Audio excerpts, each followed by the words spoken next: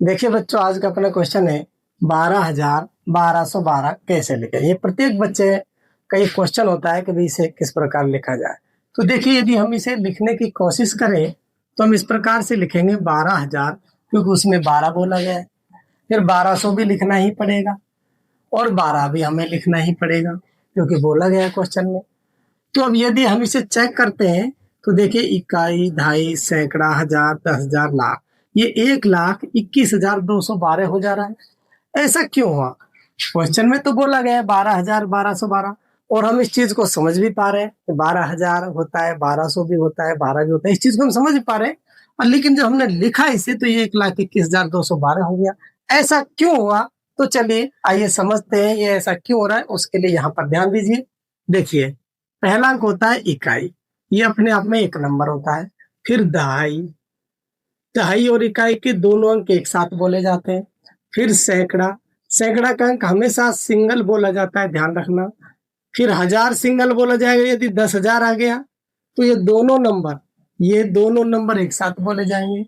यदि लाख आ गया तो सिंगल बोला जाएगा, और 10 लाख आ गया तो दोनों नंबर एक साथ बोले जाएंगे।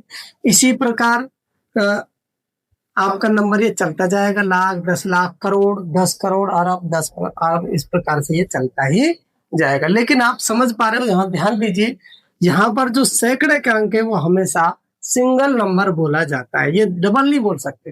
तो कहने का मतलब यहाँ पर देखिए, इकाई, दहाई, सैकड़ा, सैकड़े का अंक तो सिंगल ही बोला जाएगा ना, ये दो सिंगल बोला जाएगा। जबकि हम बोल क्या रहे हैं, 1212, यानी 1212 कोई नंबर होता ही नहीं है, क्योंकि सैकड़े का अंक सिंगल बोला जाता है। आपने समझ लिया होगा। यहाँ पर देखिए, इकाई, दहाई, सैकड़ा, सैकड़ा के बाद 10 सैकड़ा तो होता नहीं है। यदि 10 सैकड़ा होता तो दो नंबर बोल दिए जाते। जैसे लाख, हजार के बाद 10,000 आया तो दो नंबर, लाख के बाद 10 लाख आया तो दो नंबर। यदि सैकड़ा के बाद 10 सैकड़ा होता तो दो नंबर बोल दिए जाते। इसलिए आपको समझ में आ गया होगा कि सैकड़े के स्थान पर जो नंबर है वो अकेला बोला जाएगा।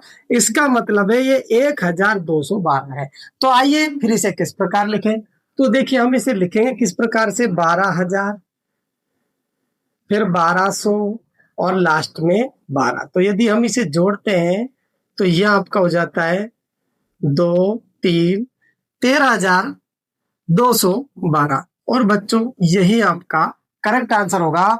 और 12,1212 ये आपका रॉन्ग आंसर होगा। ऐसा क्यों हुआ? क्योंकि क्वेश्चन में जो ये बोला गया है ये शब्द गलत लिखा गया है, क्योंकि 1212 कोई नंबर नहीं होता।